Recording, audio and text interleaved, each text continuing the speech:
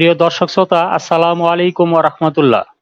চলে এলাম Bangladesh online homeopathic ফোরামের ১৭৩তম ফেসবুক লাইভে।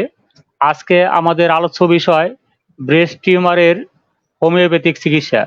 আজকের এই টপিকসের উপর আলোচনা করবেন আমাদের শ্রদ্ধেয় উপদেষ্টা, আমাদের শিক্ষাগুরু ডাক্তার মোহাম্মদ রশিদুল ইসলাম ভূঁইয়া। তিনি সহকারী অধ্যাপক অব সরকারি হোমিওপ্যাথিক মেডিকেল কলেজ মিরপুর। তিনি বরাবরই আমাদের গুরুত্বপূর্ণ টপিকসের উপর গুরুত্বপূর্ণ আলোচনা করে থাকেন এবং ইতিমধ্যে সকল বন্ধুদের এই আলোচনাগুলো অত্যন্ত হৃদয় জয় করেছে। এই জন্য আমরা স্যারকে প্রতি সপ্তাহেই নিয়মিত পাচ্ছি। গত সপ্তাহে অনিবার্য কারণে এই লাইভটি স্থগিত করা হয়েছিল। আজকেও আমাদের প্রাকৃতিক দুর্যোগের কারণে লাইভটি করা খুবই কঠিন, তারপর আমরা চেষ্টা করছি লাইভটি করার জন্য। প্রিয় বন্ধুরা, আজকের লাইভটি সকল বন্ধুদের কাছে শেয়ার করে দিয়ে সকল বন্ধুদেরকে সংযুক্ত করে নেবেন, সেই আহ্বান জানিয়ে স্টুডিওতে স্যারকে আহ্বান জানাচ্ছি। স্যার, আসসালামু আলাইকুম। ওয়ালাইকুম আসসালাম ওয়া রাহমাতুল্লাহি ওয়া বারাকাতুহু। স্যার কেমন আছেন? ইনশাআল্লাহ আপনাদের দোয়ায় আলহামদুলিল্লাহ ভালো আছি। জি স্যার, আজকের গুরুত্বপূর্ণ বিষয় ব্রেস্ট টিউমারের হোমিওপ্যাথিক চিকিৎসা। যদিও আমরা গুরুত্বপূর্ণ ওষুধের তুলনামূলক আলোচনা করার ক্ষেত্রে গুরুত্ব দিয়ে থাকি, তো প্রথমে স্যার আজকের আলোচনার ভূমিকায় বলবেন যে ব্রেস্ট টিউমার বর্তমান সময়ে একটি অত্যন্ত সাধারণ কমন রোগ হিসাবে সকল মহিলাদের একটি আতঙ্কের নাম, এবং সকলে মনে করেন যে ব্রেস্ট টিউমার মানেই ব্রেস্ট ক্যান্সার। ব্রেস্ট ক্যান্সার এবং ব্রেস্ট টিউমারের মধ্যে একটু তফাৎ রয়েছে। যদিও এই দুটি রোগের মধ্যে যে তফাৎ রয়েছে সেটি আমাদের সকলেরই জানা, তারপরে স্যার ব্রেস্ট টিউমার উপর সাধারণ আলোচনা শুরু করবেন স্যার, প্লিজ।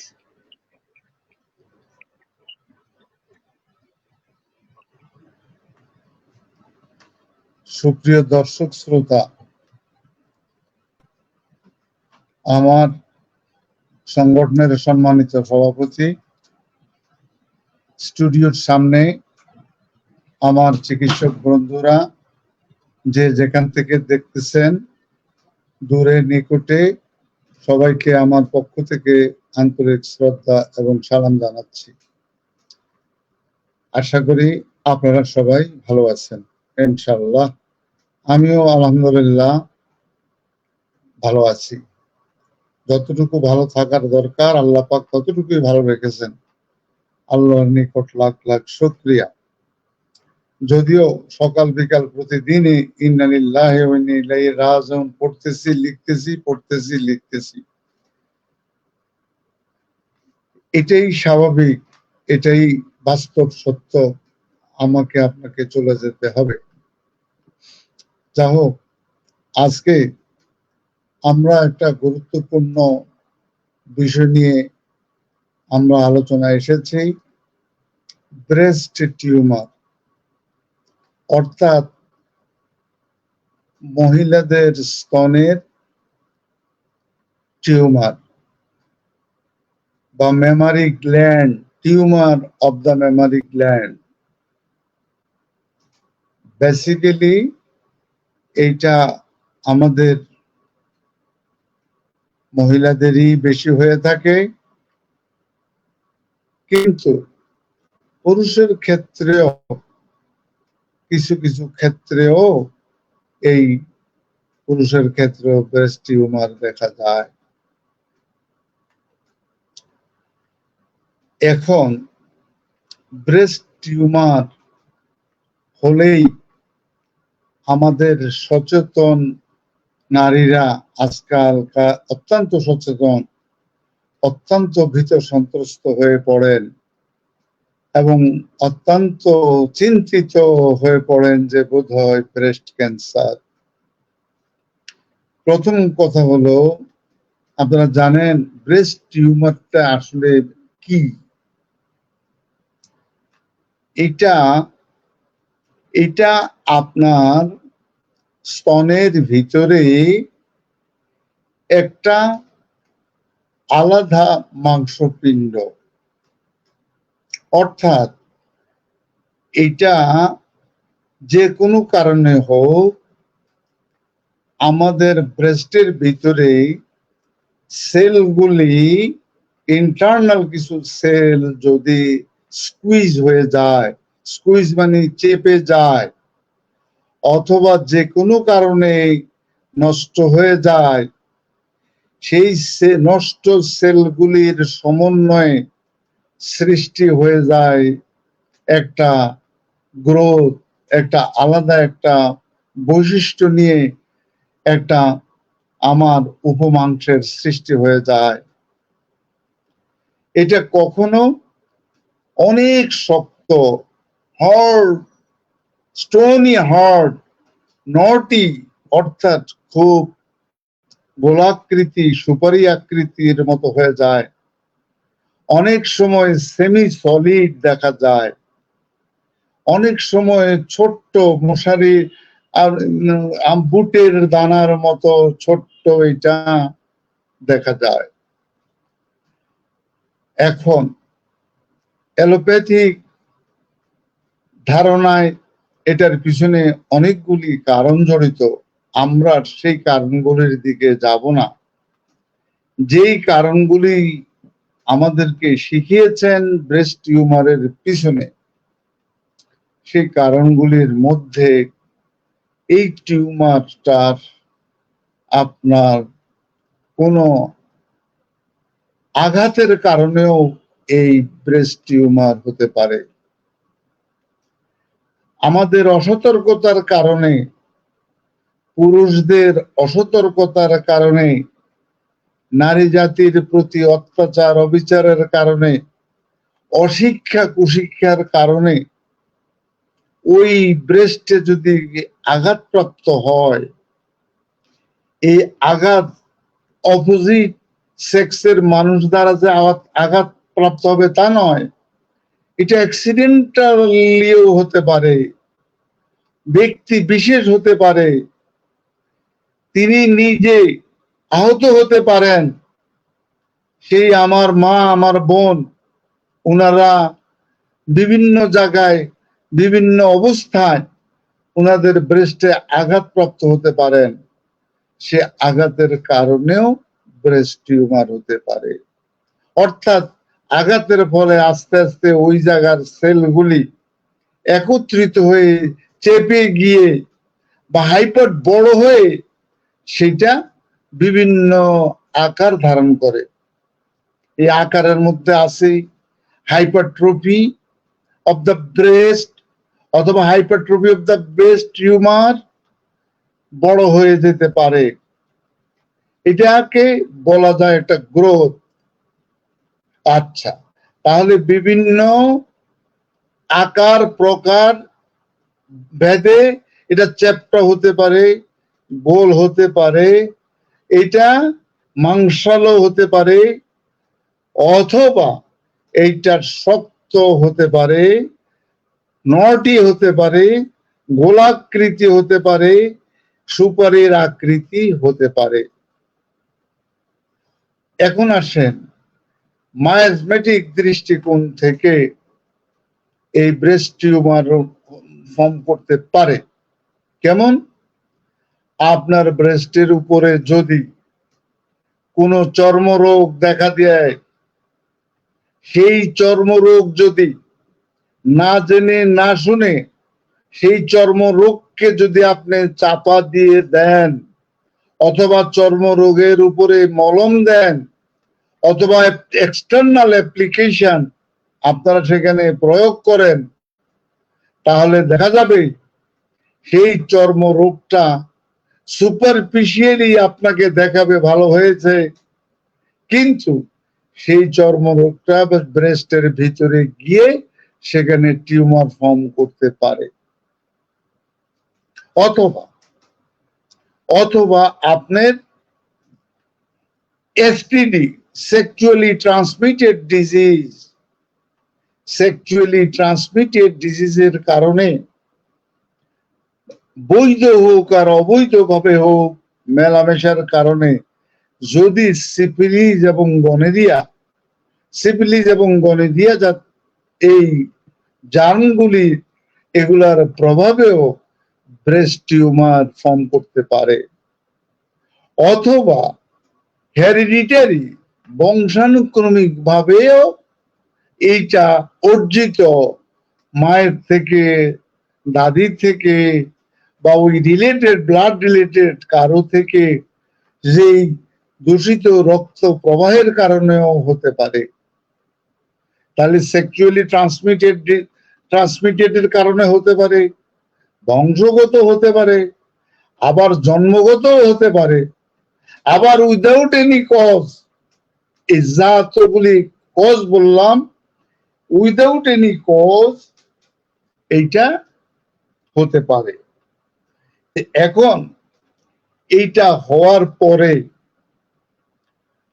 আপনাকে বিভিন্ন বয়সে এটা আত্মপ্রকাশ করতে পারে, তবে সাধারণত মহিলাদের ক্ষেত্রে 40-এর পরে এই টিউমার গুলি দেখা দিতে পারে, অথবা কখনো সাপ্রেশন অফ সেক্স এর কারণেও ব্রেস্ট টিউমার দেখা দিতে পারে, অথবা লেট ম্যারেজ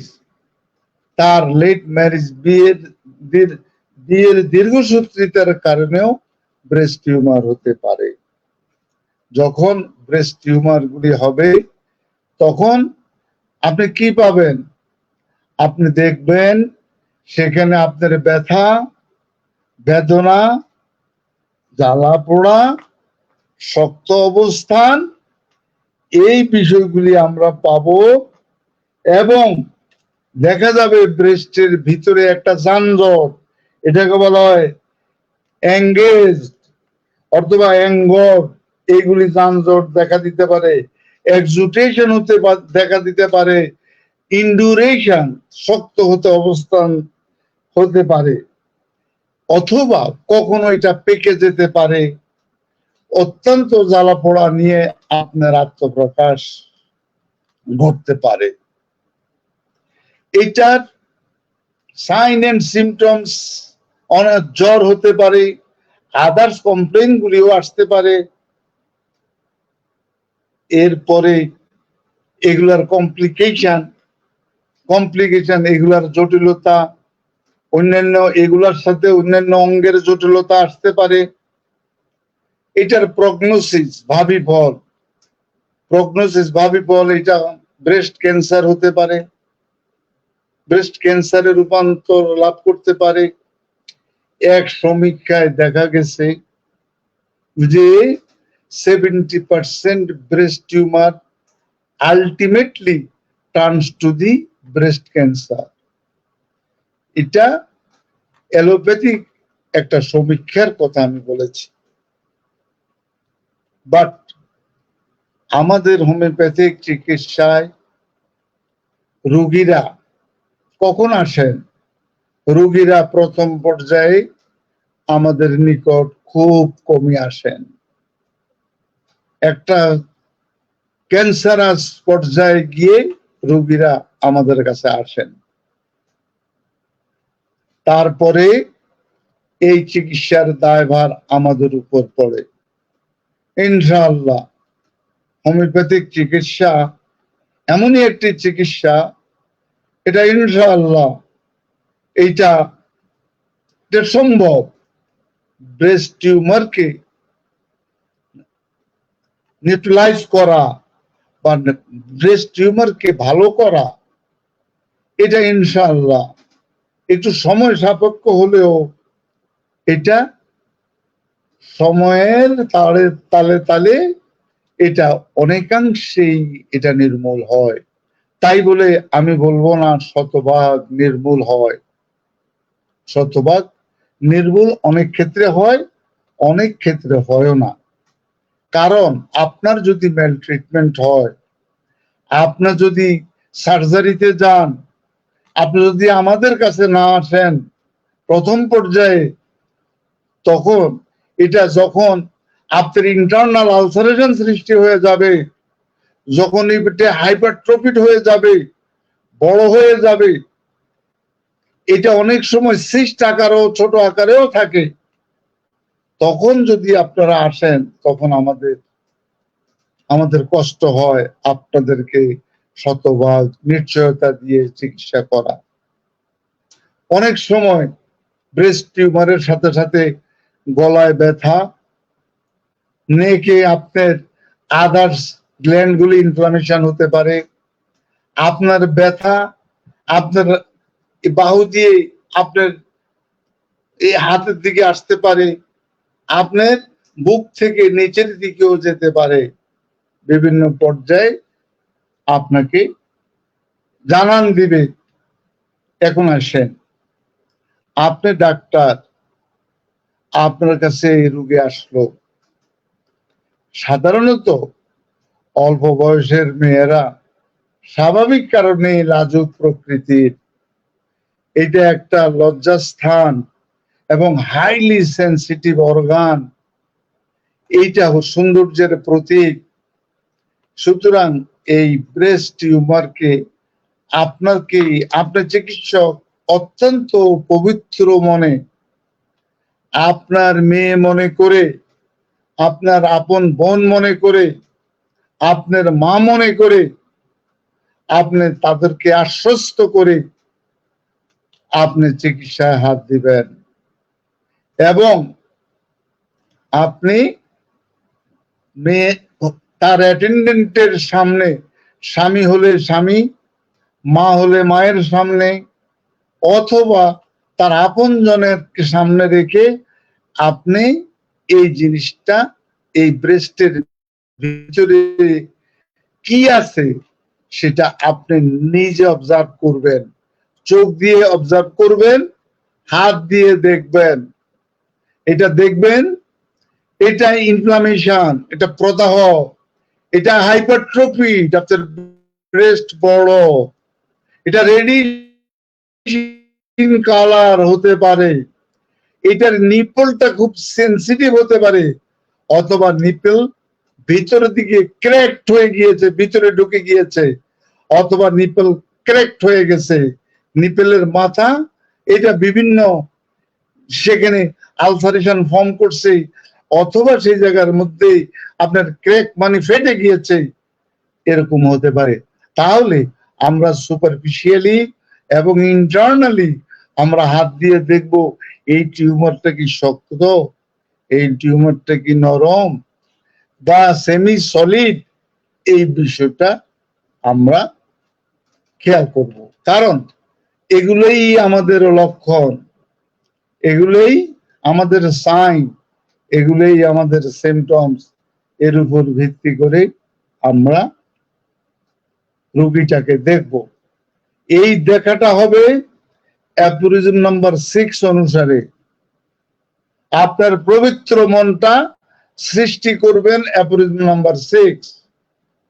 আচ্ছা, এখন আপনার কাছে মনে করেন রোগী আসলো, রোগী তো আপনাকে বলবে স্যার আমার টিউমার, ব্রেস্ট টিউমার। আপনার কাছে এক গাদা অ্যালোপ্যাথিক রিপোর্ট নিয়ে আসবে, আল্ট্রাসোনোগ্রাম রিপোর্ট নিয়ে আসবে, সিটি স্ক্যান রিপোর্ট নিয়ে আসবে।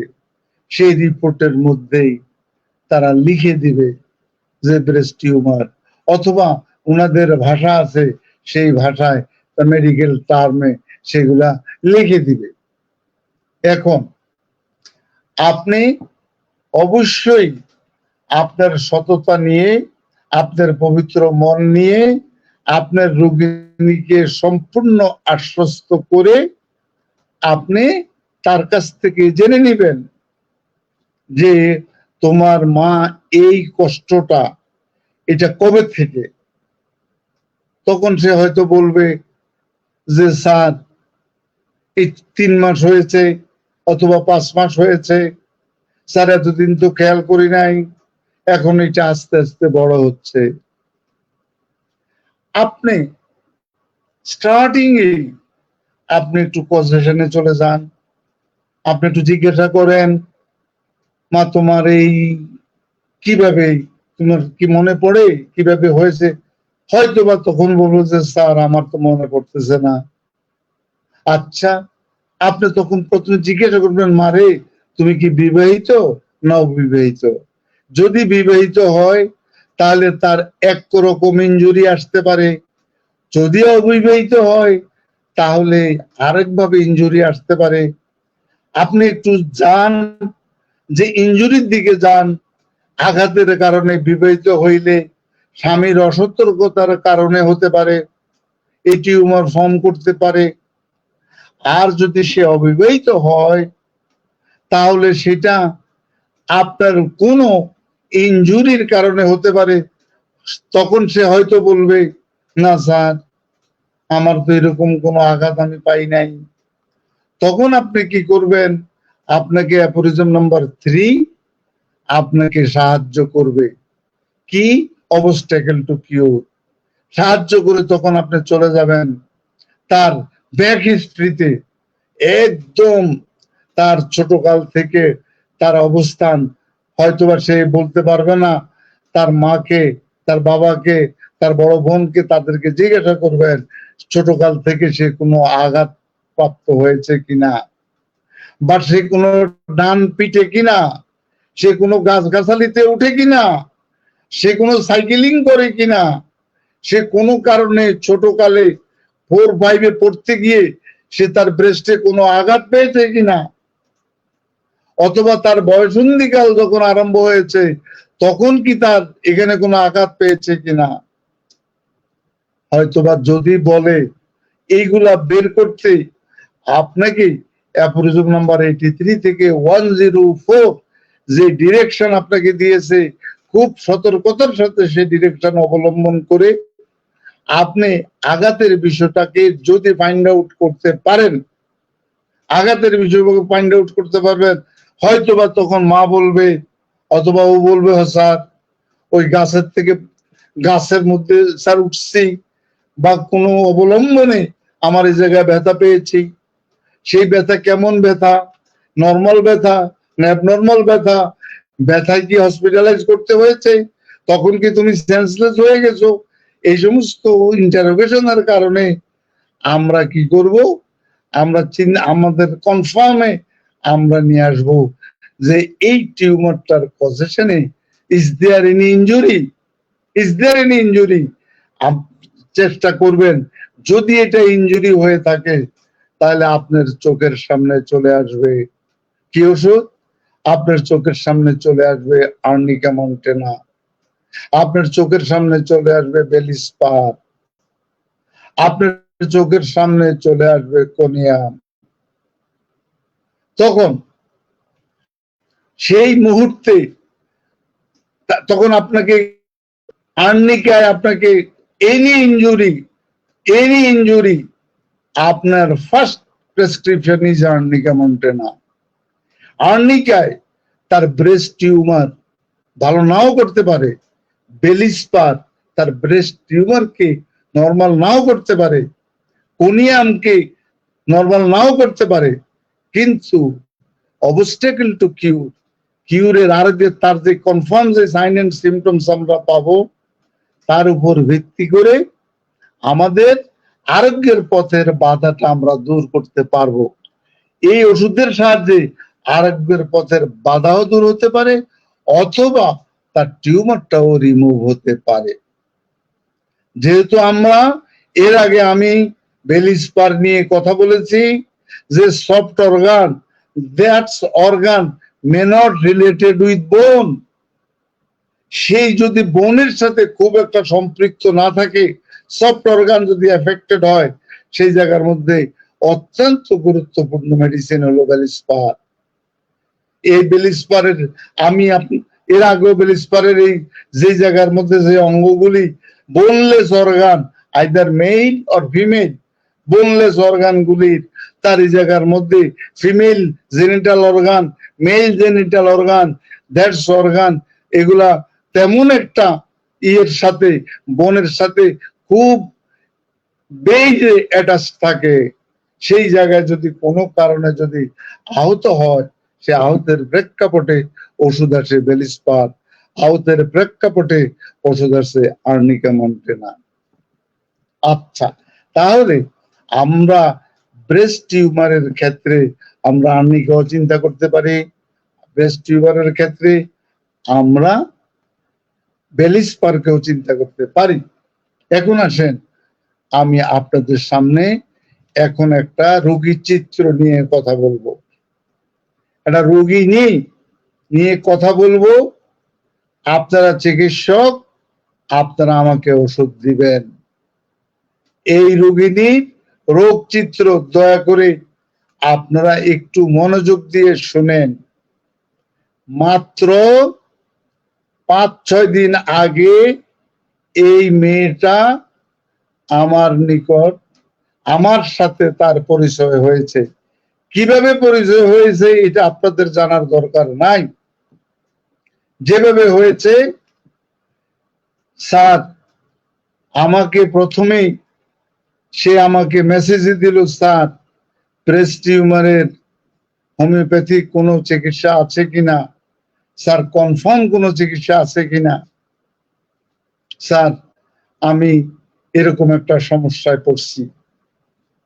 আমি তখন তার সাথে ফোনে আলাপ করলাম। আমি তাকে বললাম, মা জননী, মা তোমার কষ্টটা কি?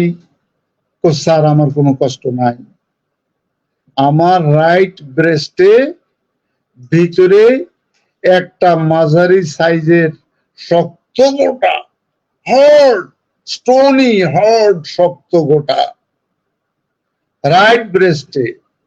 আমার কোনো ব্যথা নাই, বেদনা নাই, জ্বালা নাই, পোড়া নাই, কিচ্ছু নাই, কোনো সমস্যা নাই। আচ্ছা, তখন আমি বললাম, মা তোমার বয়স কত? সে বলল, স্যার আমার বয়স 21-22 বছর। তুমি কি করো? আমি লেখাপড়া করি, আমি অনার্সে পড়ি, আমি সোশিওলজি সাবজেক্টে অনার্সে পড়ি। আচ্ছা আচ্ছা মা, তুমি কি বিবাহিত না অবিবাহিত? স্যার আমি বিবাহিত। বিয়েটা কি তোমার নিজের পছন্দে না পারিবারিক পছন্দে? স্যার প্রথম আমার পছন্দ, পরিবারকে জানিয়ে আমার পরিবার অ্যাকসেপ্ট করেছে, আমার বিয়ে হয়ে গেছে। তবে এখনো আমি আমার বাড়িতে, আমার শ্বশুর বাড়িতে আমাকে উঠাই নেয় নাই। বাট স্বামী স্ত্রীর সাথে আমার সম্পর্ক খুবই মধুর, এবং আমাদের এই সম্পর্ক যে চূড়ান্ত পর্যায়ে গিয়েছে, আমাদের মধ্যে মেলামেশাও হয়, সেটা আমার বাড়িতে। আচ্ছা, এখন তাকে আমি বললাম, মা তুমি কতটুকু লম্বা? বলল, স্যার আমি 5 ফিট 5 ইঞ্চি লম্বা। আচ্ছা, তোমার ওজন কতটুকু? স্যার আমার ওজন 62 কেজি। তারপরে তোমার আউটলুকিং? মা তোমার একটা ছবি পাঠাও তো। মেয়েটা তার ছবিটা পাঠালো। সে মুখ দিয়ে বলল, স্যার আমি উজ্জ্বল শ্যামলা, আমি একদম ফর্সা না, উজ্জ্বল শ্যামলা। আচ্ছা, এইবার তাকে আমি তার এইটুকু পেয়ে তাকে আমি জিজ্ঞাসা করলাম, তোমার আর কোনো কষ্ট আছে? না স্যার, আমার আর কোনো কষ্ট নাই।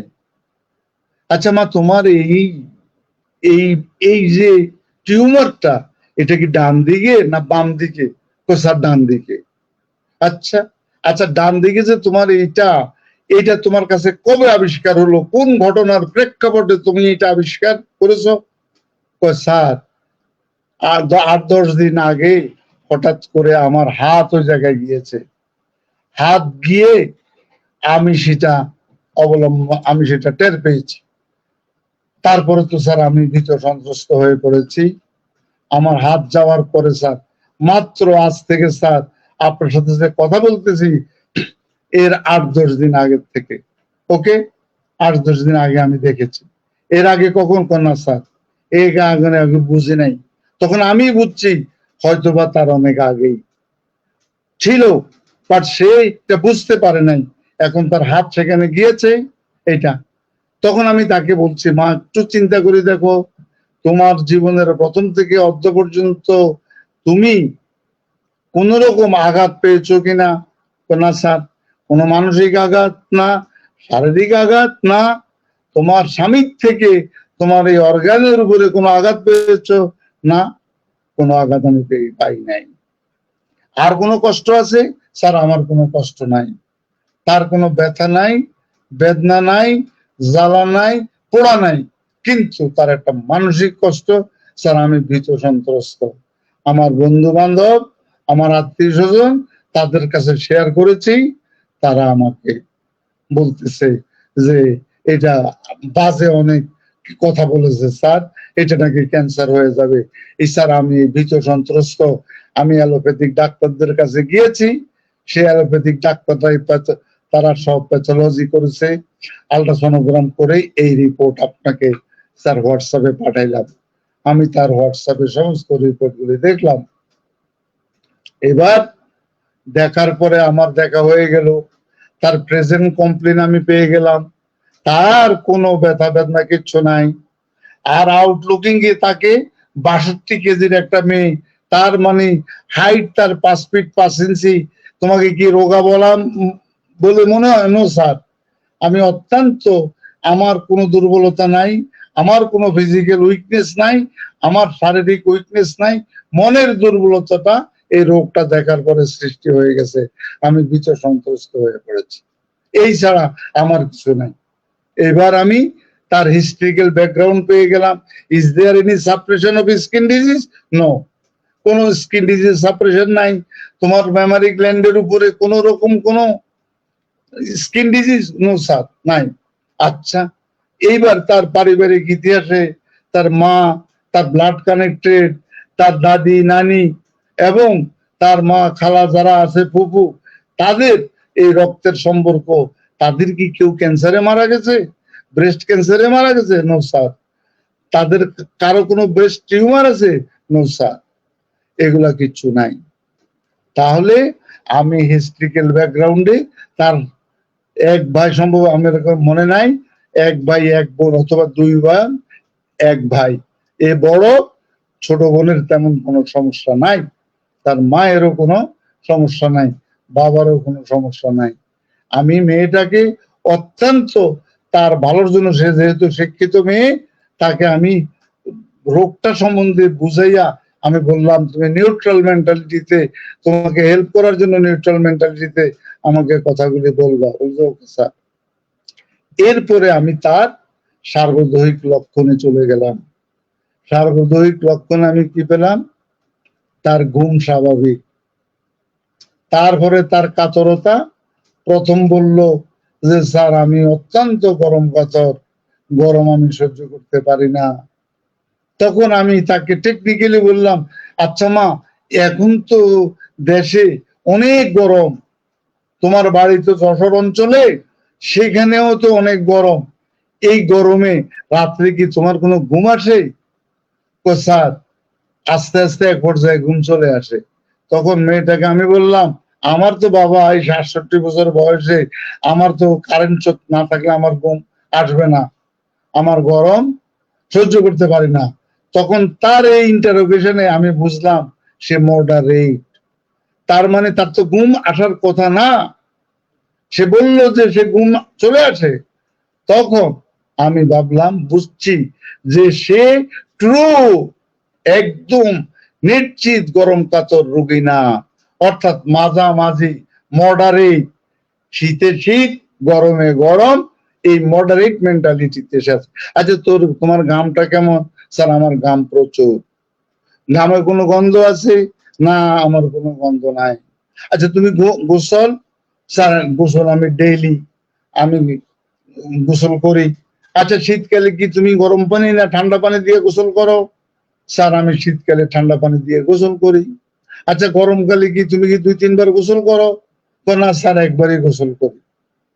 আচ্ছা, তখন সে বলল যে স্যার আমি ভুলে গেছি আর একটা কথা বলতে। বলো। স্যার না, আমার নাকের ভিতরে একটা নাসা আছে। নাসা মানে কি? স্যার নেজাল পলি। কোন নাকে? স্যার ডান নাকে নেজাল পলি। না, ডান নাকের মধ্যে। তাহলে রাইট ব্রেস্টে তার টিউমার, ডান নাকের মধ্যে তার নেজাল, ভিতরে নেজাল পলিপ, বাম নাকেও ছোট আছে। তাহলে আমরা 2টা সাইকোটিক অরিজিন আমরা পেয়ে গেলাম। আচ্ছা, এরপরে আমি তাকে বললাম, চলে আসলাম তার গোসলের শেষের পরে তার এপিটাইট খাওয়া দাওয়ার বিষয়ে চলে আসলাম। খাওয়া দাওয়ার বিষয়ে বললো, স্যার আমি অমনিভোরাস। অমনিভোরাস মানে সর্বভুক, সকল খাবারই আমি খাই, আমার মধ্যে কোনো খাবারের বাছ বিচার নাই। আমি স্যার ভালো খাবার খেতে পারি, আমার রুচিও ভালো, খাবারও ভালো, খেতেও পারি। আচ্ছা মা, তুমি তোমার কি লাইকিংসটা কি? মাছ, মাংস, ডিম, দুধ, সারা সব আমি খাই, কোনো অসুবিধা নাই। আচ্ছা মিষ্টি, লবণ, তিতো? তো স্যার লবণ তো আমি খাই না। কেন? তো লবণ স্যার আমার ওই তরকারির সাথে যাই হয় তাতেই চলে। তাহলে তার লবণের প্রিয়তা, তিতোর প্রিয়তাও তেমন নাই, সব খাবারই তার স্বাভাবিক। তাহলে সব খাবার যদি স্বাভাবিক হয়ে থাকে, এবার আমি চলে আসলাম তার প্রস্রাব পায়খানায়। পায়খানাটা স্বাভাবিক, কোনো অসুবিধা নাই স্যার, ডেলি একবার ক্লিয়ার, আমার কোনো ডিস্যাটিসফ্যাকশন নাই। প্রস্রাবের কোনো কষ্ট না, কোনো কষ্ট নাই স্যার, কোনো জ্বালা পোড়া কিচ্ছু না। কখনো হয়েছে? না। আমার কখনো প্রস্রাবের কষ্টে কোনো চিকিৎসকের কাছে তুমি গিয়েছিলা, প্রস্রাব পরীক্ষা করছিলা? না স্যার, আমার যেতে হয় নাই। আচ্ছা, তোমার স্বামীর সাথে তোমার যৌন মেলামেশা হয়েছে? স্যার জি স্যার হয়েছে। এই যৌন মেলামেশার আগ্রহ স্যার স্বাভাবিক। তোমার কোনো কষ্ট আছে? না স্যার, আমি স্যাটিসফাই, আমার হাজবেন্ডও স্যাটিসফাই, এটা নিয়ে আমাদের কোনো কষ্ট নাই। আচ্ছা মা, তোমার জীবনে কি এই ছেলে ছাড়া অন্য কোনো ছেলের সাথে তোমার কোনো অ্যাফেয়ার ছিল? নো স্যার, এই একমাত্র এই ছেলেকেই আমি ভালোবেসে তাকে আমি বিয়ে করেছি। আচ্ছা, তাহলে এইবার আমি তার মেজাজে চলে আসলাম। তখন সে বলল, স্যার আমি একটু উগ্র মেজাজের। উগ্র মেজাজটা কেমন?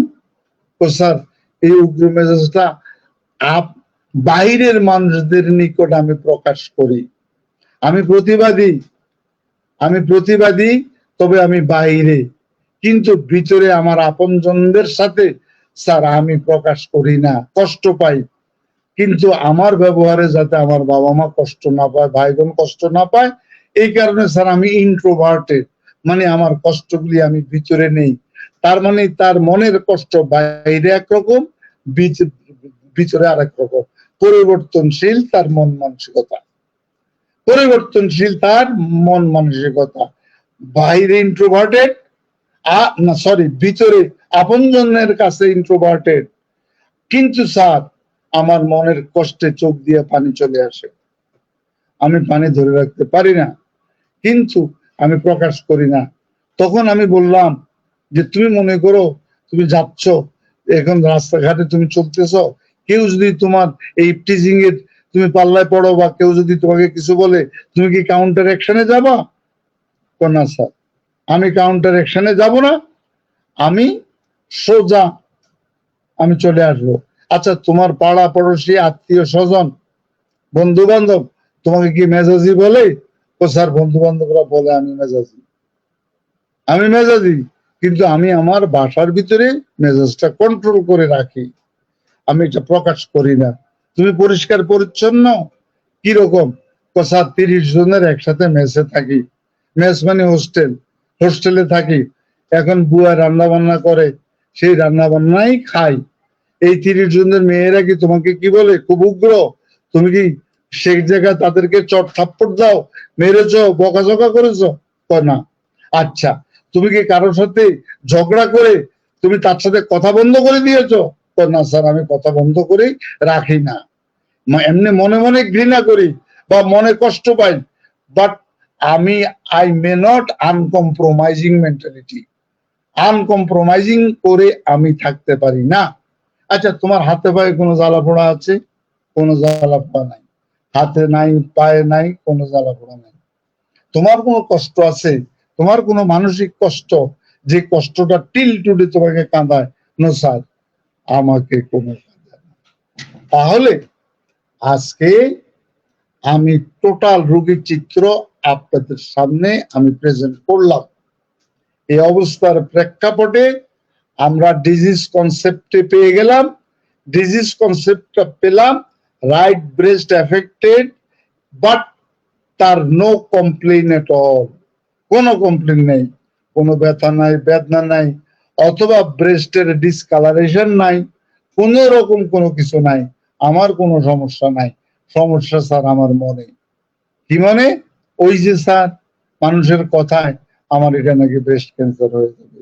এই পর্যায়ে, এই প্রেক্ষাপটে আমি যা আলোচনা করেছি আপনারা আমাকে প্রশ্ন করলে করতে পারেন। এইবার আপনারা আমাকে একটু সহযোগিতা করেন, কি ওষুধ হইতে পারে, একটু সহযোগিতা করেন কি ওষুধ হতে পারে। তারপরে আমি আরো কিছু আলোচনা করব, একটু আপনারা সহযোগিতা আমাকে করেন তো দেখি। আমার ডাক্তার বন্ধুরা একটু বলেন তো। কোনো অসুবিধা নাই, ভুল, আমি কিন্তু কোনো ওষুধ মেয়েকে দেই নাই, আপনাদের সহযোগিতা নিয়ে ওষুধ দেব। বলেন তো দেখি, একটু দেখেন, বলেন তো দেখি।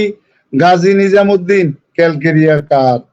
মনে রাখেন, গাজী নিজামুদ্দিন ক্যালকেরিয়া কার্ভ আপনি বলেছেন, কিন্তু আমার বডি ক্যালকেরিয়া কার্ভ নয়। এবং আমি কোন রকম, প্রায় আমার কোনো ঠান্ডা লাগার প্রবণতা নাই। আমি লিকলিকে এবং আমি 5 ফুট 5 ইঞ্চি লম্বা। আমার শরীর স্বাভাবিক গড়ন, এই গড়নে আমাকে আউটলুকিং এ ক্যালকেরিয়া মনে হচ্ছে না। আপনি ক্যালকেরিয়া বলেছেন, কোনো অসুবিধা নাই, ক্যালকেরিয়া কার বলতেই পারেন, অসুবিধা নাই। আপনি কোন একটা সিমটমস এর উপর ভিত্তি করে বলেছেন ক্যালকেরিয়া কার, ওকে প্রসিড করেন। আপনারা ওষুধ বলবেন, আমি ওষুধ নিয়ে কথা বলবো। বলেন আর কে কি বলবেন, বলেন তো দেখি, একটু বলেন। গাজী নিজামুদ্দিন কোন জায়গা থেকে বলেছেন? আচ্ছা, শাহানারা রেওয়া ফাইটোলাক্কা। আরে আম্মা জান, আপনি তো ফাইটোলাক্কা বললেন, স্তনের একটা মহা ওষুধ phytolacca. But where there is no pain no phytolacca, where there is no pain no phytolacca. এটা স্তনের একটা ওষুধ, এটা সত্য, 100% এটা মহা ঔষধ, স্তনের টিউমারের ওষুধ, অন্য কিছু। বাট এইটার where there is phytolacca there is must pain. আচ্ছা, এবার দীপেন্দ্র সাহা তিনি বললেন ক্যালকেরিয়া ফ্লোর। হ্যাঁ, আপনি ক্যালকেরিয়া ফ্লোর বলেছেন। এই ক্যালকেরিয়া ফ্লোরের যে কিছু চিত্র, রোগীর রোগ চিত্র যে তার মধ্যে নাই তা নয়। আমি পাচ্ছি হার্ট টিউমার, হার্ট ক্যালকেরিয়া ফ্লোরের একটা হার্ট গ্ল্যান্ড, হার্ট নটি টিউমার আমি পাচ্ছি। আচ্ছা, এটা আমি পেয়েছি। এবং এটা যে স্পেসিফিক ফিমেল ব্রেস্টের টিউমারের ওষুধ, এটাও সত্য অ্যাকর্ডিং টু বোরি, এটাও সত্য। বাট এইটার আরো কিছু আলোচনা আছে। আচ্ছা, রফিক হাসান আপনি বললেন থুজা। হ্যাঁ, থুজাকে বলা হয় the king of the sycosis মায়াজমের কিং। আপনি সাইকোসিস মায়াজমের কথা বললেন থুজাকে। এখন আমার টিউমারটা এই জায়গার মধ্যে, টিউমারটা হার্ড নটি, কিন্তু থুজার টিউমার তো হার্ড না, নটি না। থুজার টিউমার হতে গেলে একটা এসটিডি লাগবে, একটা তার মায়াজমেটিক অবস্থান লাগবে, তার একটা হেরিডিটারি লাগবে। এই সমস্ত অবস্থার প্রেক্ষাপটে হতে পারে থুজা। কিন্তু এই মেয়ের ক্ষেত্রে আমরা থুজার কোনো চিত্র পাই নাই, সে আনকম্প্রোমাইজিং মেন্টালিটি তাও আমরা পাই নাই।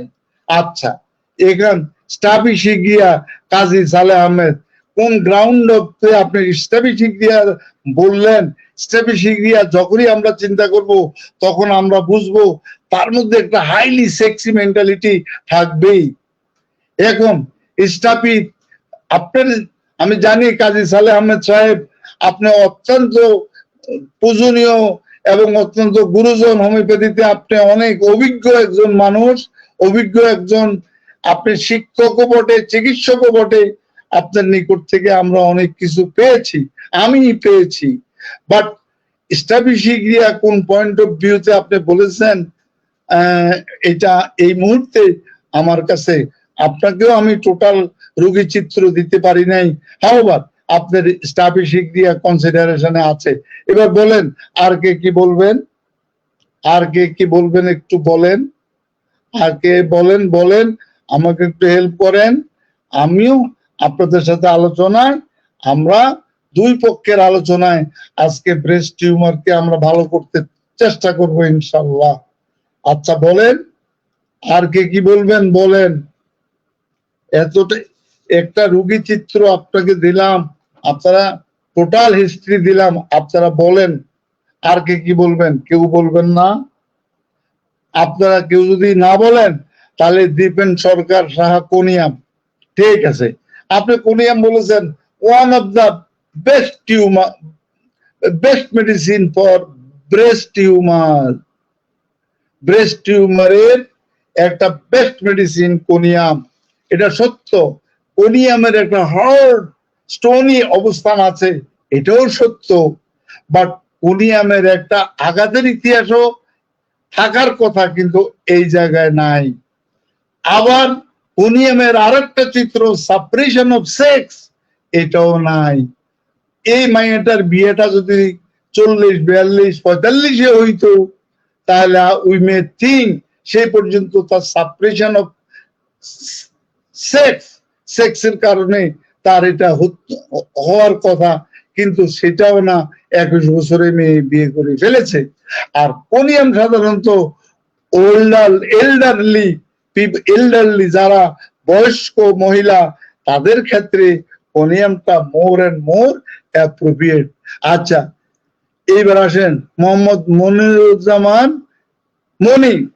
এই মনিরুজ্জামান মনি আপনি বললেন ক্যালকেরিয়া ফ্লোর, চমৎকার একটা সুন্দর ওষুধের কথা আপনি বললেন, ক্যালকেরিয়া ফ্লোর। আচ্ছা এবার আসেন এই যে শরীফ জামান, এই শরীফ জামান বললেন লাইকোপোডিয়াম। এখন আসেন আমার লাইকোপোডিয়ামের একটা প্রথম কথাটা হলো, আপনাকে যে প্রথম পর্যায়ে আমাকে স্পেসিফাই, আমি যদি একটা অর্গানিক অবস্থান পেয়ে যাই যে আমার এই অর্গানিক অবস্থানে এই পয়েন্ট অফ ভিউতে রাইট সাইডে এফেক্টেড এবং এইটা হার্ড স্টোরি, কিন্তু এই মেয়েটার গ্যাসিয়াস কোনো কমপ্লেন নাই। প্লাস মেয়েটাকে আমি জিজ্ঞাসা করলাম, তাই এই লাইকোর চরিত্রগুলিও তার সাথে আমি শেয়ারিং কেয়ারিং করলাম। কিভাবে করলাম? আচ্ছা মা, ডাইরেক্ট যদি প্রশ্ন করি তাহলে তো যদি বলি তুমি কি কৃপণ স্বভাবের, এইভাবে কথা বললে কথার উত্তর আসবে না। তখন আমরা কিভাবে বলি, আচ্ছা আম্মা তুমি কি তোমাদের মেসের বাজার টাজার করো? তো হ্যাঁ, আমার এই বাজার কেউ পছন্দ করে না। কেন? স্যার আমি বাজারে গিয়ে ভালোটা নিয়ে আসি, বাজারে গিয়ে ভালোটা নিয়ে আসি এই কারণে। আচ্ছা ঠিক আছে, দুই বন্ধু একসাথে গেলাম, রিক্সা ভাড়াটা কে দিবে? দুইজনে ভাগাভাগি করে দেব। আমি তুমি কি একা দিবা? না। হোটেলে হোস্টেলে খেতে যাও, কোনো বেকারিতে খেতে গেলে সেখানে কি করো? তো দুজনে ভাগাভাগি করে দেব। এই সমস্ত ক্ষেত্রে তোমার গ্যাসের সমস্যা না। সেই দৃষ্টিকোণ থেকে আমরা লাইকোপোডিয়ামকে যে প্রথম পর্যায়ে কনসিডারে আনতে পারি না। শাহানারা রেবা আমার আম্মা জান, ডান নাকের পলিপ, ডান স্তনের টিউমার, স্যাঙ্গুনেরিয়া ক্যান মেবি। চমৎকার, ডান নাকে পলিপ, ডান স্তনের tumour, sanguinaria can maybe. Okay fine. আচ্ছা এবার আসেন আর কেউ কিছু বলবেন? আমাদের সময় চলে আসছে। আউকুল হোসেন আসসালামু আলাইকুম, কিছু বলেন নাই? আচ্ছা নুরুজ্জামান খান ক্যালকেরিয়া ফ্লোরিকাম, ক্যালকেরিয়া ফ্লোরিকামের কথা বললেন। আর এইবার আসেন ক্যালকেরিয়া নুরুজ্জামান আর কেউ? আচ্ছা শুনেন, আমাদের 10টা 49 বেজে গেছে, আমরা এইটা নিয়ে আর খুব একটা বেশি অগ্রসর হব না। এখন আপনারা আলোচনা করেছেন, স্ট্যাফিসিগ্রিয়া বলেছেন, লাইকোপোডিয়াম বলেছেন, ক্যালকেরিয়া ফ্লোরিকাম বলেছেন, কোনিয়ামের কথা বলেছেন। বেশ, এখন আসেন আমরা এবার এগুলোর মধ্যে ক্যালকেরিয়া ফ্লোরের সংখ্যাটা একটু বেশি। এখন ক্যালকেরিয়া ফ্লোরিকা একটা tissue remedy as well as এটা ক্লিনিক্যাল ট্রায়ালের ওষুধ। সজীব হোসাইন কস্টিকাম, না বাবা কস্টিকাম কেন এই জায়গার একটা আপনার হার্ট টিউমার সাইকোটিক মায়াজমের প্রেক্ষাপটে কেন আপনি কস্টিকামের কথা বললেন? কস্টিকামের কোনো অবস্থান তো আমি বলি নাই। এখন আসেন, মনে রাখবেন ব্রেস্ট টিউমার যখন আপনি ট্রিটমেন্টে আসবেন তখন আমাদের মাথার মধ্যে কি ওষুধগুলি ঘুরপাক খাবে সেই ওষুধগুলি আপনারা একটু লিখে নেন বা মনে করাই নেন, বা আমার পরবর্তী লেকচার গুলির মধ্যে আপনারা যাবেন। সেটা হলো যেমন আর্নিকা, বেলিস্পার, belladonna, calcarea carb, calcarea phos, carbo animalis, conium, iodium, phytolacca, lapis alba, তন্ডুরাঙ্গ, স্ক্রুফুলা নোডুসা, লেককেন, সিস্টাসকেন, ক্যালকেরিয়া ফ্লোর, বেরাইটা মিউর, আর্টস আয়োড, kali iod, medorrhinum, merc iodatum flavum, sulphur, psorinum, graphites, merc sol, syphilinum, etcetera, nitric acid. এখন প্রশ্নটা হলো syphilitic miasm কখন আসবে?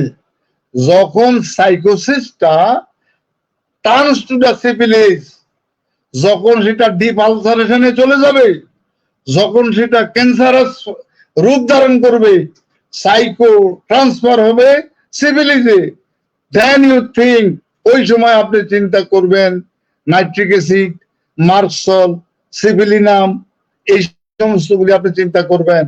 আর যখন দেখবেন সাপ্রেশন অফ স্কিন ডিজিজ, তার সুপারফিশিয়াল স্কিন ডিজিজ ভিতরে সাপ্রেস হয়ে ভিতরে চলে গেছে, তখন সেখানে আপনি আমার শরিক মায়াজমের ওষুধগুলোর কথা আপনি চিন্তা করবেন।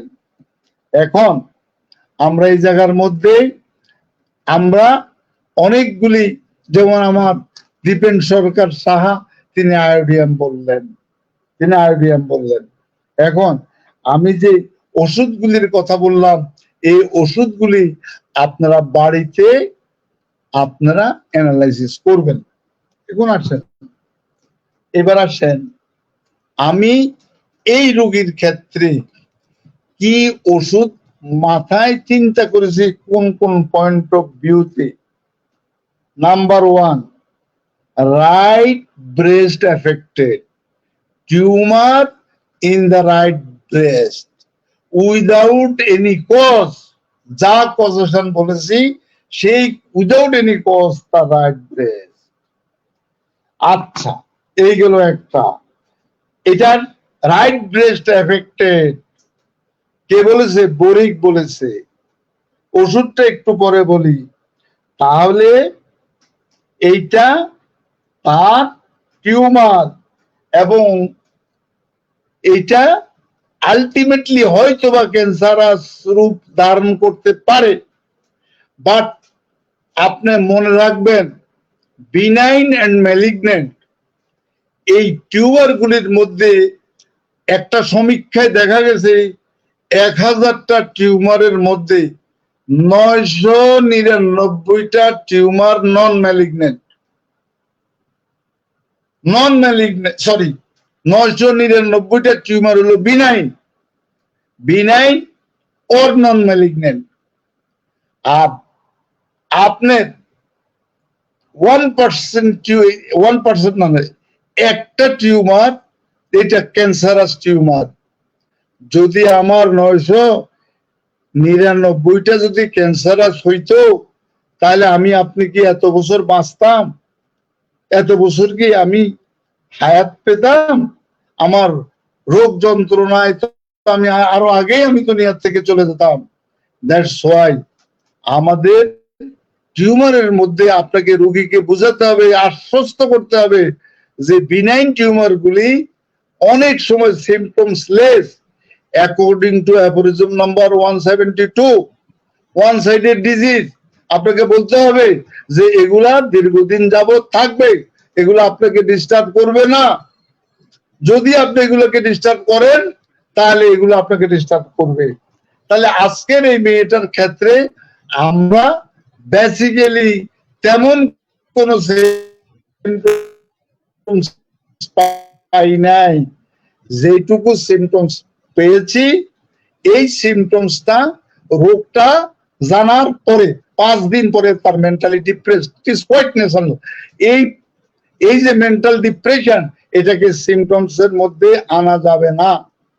আচ্ছা, তাহলে আমরা এটার এখন কি, এটা এখন শক্ত ইন্ডুরেটেড আর হার্ড, এটা কিন্তু পেইনফুল না, এটা স্টুনি হার্ড। কিন্তু এই ক্ষেত্রে আমাদের একটা ওষুধ আছে কার্বোএনিমেলিস, কিন্তু কার্বোএনিমেলিস আমি দিতে পারছি না, কারণ প্রচন্ড জ্বালা পোড়া, প্রচন্ড ব্যথা, আগুনের মতো জ্বালা পোড়া তার ভিতরে থাকবে, এবং তার ভিতরে অতিরিক্ত ভয় থাকবে, অন্ধকারের ভয়, প্রবট জীবনের ভয়, জ্বালা, শীতার্থতা, এইগুলি তার মধ্যে থাকবে। একটা ক্ষত অবস্থান থাকবে, শক্ত অবস্থান থাকবে, এবং ক্যান্সারাস ডায়াথেসিস থাকবে। আমরা দিতে পারছি না কার্বোএনিমেলিস। আচ্ছা, ঠিক তেমনি ভাবে আপনারা যারা কোরিয়ামের কথা বললেন, কোরিয়াম ওষুধটা এটা একটা চমৎকার ওষুধ ব্রেস্ট টিউমারের জন্য। সাধারণত we may think for the old people, একটা 40 ঊর্ধ্ব মানুষের ক্ষেত্রে আমরা এটা এই চিন্তা করতে পারি, কিন্তু এর পিছনে কোনো আঘাতের ইতিহাস নাই, এর পিছনে কোনো এসটিডি নাই, suppression of skin disease, sorry STD, sexually transmitted disease নাই, তারপরে অনেক সময় অবরুদ্ধ তার সেক্স সঙ্গমেচ্ছা অবরুদ্ধ, এইটাও নাই। তারপরে সে কোনো গরম কাতরও না, শীত কাতরও না। এই ক্ষেত্রে আমরা যে কোনিয়ামকে বিবেচনা করব, কিন্তু কোনিয়ামের ক্ষেত্রে বিবেচনা করতে গেলে তার বয়সটাকে কনসিডারেশনে আনতে হয়। তার বয়সটা হলো 21 বছর, আনতে পারছি না, বাট পাচ্ছি। পয়েন্ট অফ ভিউতে এটা হার্ড, স্টোনি হার্ড, এটা কোনিয়ামকে ইন্ডিকেট করে। কিন্তু আপনি কোনিয়াম দিতে গেলে তখন আপনি তার নিপলের দিকে তাকান, নিপলের দিকে তাকালে নিপলটা ক্র্যাক থাকবে, অথবা ঢুকে যাবে, অথবা তার ব্রেস্টের ব্যথাটা, এই ব্যথাটা তার মধ্যে ডিসমেনোরিয়া থাকবে, পেইনফুল মেনস্ট্রুয়েশন থাকবে, এবং তার পিরিয়ডের আগে, পিরিয়ডের পরে তার মধ্যে ব্যথাটা থাকবে। কিন্তু এটা আসা হাইপারট্রফি, এই হাইপারট্রফি কারণে আমরা এর উপর ভিত্তি করি উই অন্য কেসের ক্ষেত্রে we may think conium, but in this case আমরা কোনিয়ামকে চিন্তা করতে পাচ্ছি না। হাওয়ার এর মধ্যে আমি যে ওষুধগুলি আপনাদেরকে ব্রেস্ট টিউমারের ব্যাপারে আলোচনা করলাম, দয়া করে আমার এই ওষুধগুলি আলোচনা করতে গেলে অনেক সময়ের প্রয়োজন। এটা আমি জানি, আপনারা মাস্টার দি গ্রেড, আপনারা আমাদের চেয়ে ভালো জানেন। আমি যে ওষুধগুলি বলেছি এগুলারে কি মেডিসিন মনে করে এই মেডিসিনগুলি আজকে বাড়িতে গিয়ে নোট ডাউন করেন, করে অন্তত পক্ষে এই ওষুধগুলি শিখে ফেলেন যে আমি ব্রেস্ট ক্যান্সারে, ব্রেস্ট টিউমার গুলি আমি এই ওষুধের সাহায্যে, এর বাইরে আর কি ওষুধ আছে, অবশ্যই এর বাইরে নেট্রামিওর আসতে পারে, পালসেটিল আসতে পারে। এই বিষয়গুলি আমরা চিন্তা করে আমরা আগাবো, অগ্রসর হবো। আশা করি আপনাদেরকে, আসল কথাটা হলো, আমরা বলার অর্থটা হলো আপনারা বাড়ি গিয়ে এই ওষুধগুলির সাথে আরো কিছু ওষুধ যুক্ত করে আপনি ক্লিয়ার হয়ে যান যে ইনশাল্লাহ একটা ব্রেস্ট টিউমারের, যারা ক্যান্সারাস টিউমারও যদি হয়, আমার হাত থেকে যেন যে সরে না যায়। আমি অ্যাকর্ডিং টু অর্গাননের গাইডলাইন অনুসারে, ট্রিটমেন্ট গাইডলাইন অনুসারে আমি চিকিৎসা দেব। সবাইকে ধন্যবাদ, এবং আপনাদের সাজেশন পেয়েছি, সাজেশনের পরে আই মে থিঙ্ক যে বিষয়টা আমার উপরেই থাকুক। আমি মেয়েটাকে কেন্দ্র করে আপনাদের নিকট কেসটা প্রেজেন্ট করলাম শুধু। আচ্ছা, ধন্যবাদ আপনাদেরকে, এতক্ষণ পর্যন্ত ধৈর্যের সাথে শোনার জন্য। আচ্ছা, ধন্যবাদ। কস্টিকাম, আয়োডিয়াম অত্যন্ত, অনেকে বলেছেন আয়োডিয়াম এর কথা। ওকে, ফাইন, ধন্যবাদ। ধন্যবাদ স্যার, আপনি অত্যন্ত গুরুত্বপূর্ণ আলোচনা করেছেন এবং আপনি একটি গুরুত্বপূর্ণ কথা বলেছেন, সেটা হচ্ছে যে আমাদের সাধারণ যারা রোগী তারা ভীত সন্ত্রস্ত হন একটি অজানা আতঙ্ক নিয়ে, যে আতঙ্কটা হচ্ছে ক্যান্সারাস এই টিউমার নিয়ে। অধিকাংশ রোগীরাই মনে করেন যে আমার টিউমার হয়েছে মানে আমার ক্যান্সার হয়েছে। এই আতঙ্কে দিক বিদিক ঘুরতে থাকেন এবং বিভিন্ন জায়গায় প্রতারিত হতে থাকেন এবং ভুল চিকিৎসার কারণে তারা জীবন শঙ্কিত হন এবং সর্বশেষ ক্ষতিগ্রস্ত হয়ে হোমিওপ্যাথিক চিকিৎসকের কাছে আসেন। আপনি স্যার একটি কথা অত্যন্ত মূল্যবান বলেছেন, যে যেখানে 999 জনই সাধারণ বিনাইল টিউমার, যেখানে ম্যালিগন্যান্ট টিউমারের অস্তিত্ব খুবই কম, সেখানে 1% এই মিডাইল টিউমারের বাইরে যারা রয়েছে সেইটাকে নিয়ে আমরা শঙ্কিত হব কেন, সেটাই সবচেয়ে গুরুত্বপূর্ণ বিষয়। আজকের এই আলোচনা দ্বারা স্যার যে কথাটি বুঝাতে চেষ্টা করেছেন, যে আমরা ব্রেস্ট টিউমারের নামে যে রোগের আতঙ্ক, সেটা নিয়ে যেন আমরা আতঙ্কিত না হই এবং রোগীর সাইন সিমটমের ভিত্তিতে আমরা যে ওষুধটি আসবে সেই ওষুধটি প্রয়োগ করব এবং কোনো প্রকার শঙ্কা নিয়ে নয় যে এই রোগীটার ক্যান্সার হতে পারে, এটা আরোগ্য হবে না, এই সকল শঙ্কা নিয়ে চিকিৎসা শুরু করার কোনো অবকাশ নেই। এবং প্রতিনিয়তই স্যার একটি কথা বলেছেন, যে আমাদের কাছে প্রশ্ন করেন, স্যার আমার ব্রেস্ট টিউমার হয়েছে, এটার চিকিৎসা কি আমাদের কাছে আছে?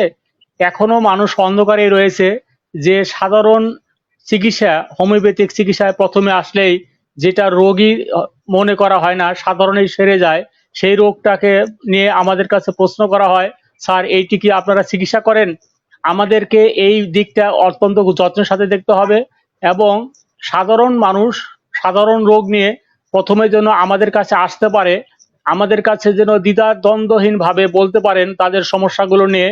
এই দিকটা বিবেচনা করে সকল মানুষকে আকৃষ্ট করার জন্য আমাদের সকল রোগীদের প্রতি সহানুভূতিশীল এবং দরদ দিয়ে, এবং আরেকটি কথা না বললেই নয়, যে আমরা যে ডাক্তার হয়েছি, আমাদের চেম্বার, আমাদের গেট আপ, আমাদের আচরণ, আমাদের স্ট্যাটাস সব মিলিয়ে কিন্তু আমাদের ডাক্তারি পেশা হিসাবে সমাজের কাছে আমাদের সম্মান রক্ষা করার চেষ্টা করতে হবে। জ্যানতেন ভাবে যেখানে সেখানে একটি চেম্বার দিয়ে এই হোমিওপ্যাথিককে কলঙ্কিত করার কোনো অবকাশ নেই। আপনারা যারা চিকিৎসক হিসাবে হোমিওপ্যাথিক চিকিৎসাকে পেশা হিসেবে গ্রহণ করেছেন, তারা নিশ্চয়ই আজকে আমার এই কথার ভিউটা বুঝতে পেরেছেন। স্যার আজকের আলোচনা দ্বারা ব্রেস্ট টিউমারের এবং ব্রেস্ট ক্যান্সারের মধ্যে যে শ্রেণীকরণ করেছেন এবং রোগ নির্ণয়ের ক্ষেত্রে যেভাবে লক্ষণের ক্লাসিফিকেশন করেছেন, লক্ষণ সংগ্রহের যে কৌশলগুলো বলেছেন, এবং প্রত্যেকটা উদাহরণের মধ্যে স্যার প্রত্যেকটা রোগীর ক্ষেত্রে যে যেমন বলুন যে স্যার বারবার ওই রোগীকে মা বলে সম্বোধন করছেন এবং তার ভিতরে ঢোকার জন্য চেষ্টা করেছেন। এভাবে আমরা সকলেই একটি কেস টেকিং নেব এবং আমরা প্রত্যেকটা রোগীর প্রতি সহানুভূতিশীল অবস্থা নিয়ে আমরা চিকিৎসা কাজে হাত দেব।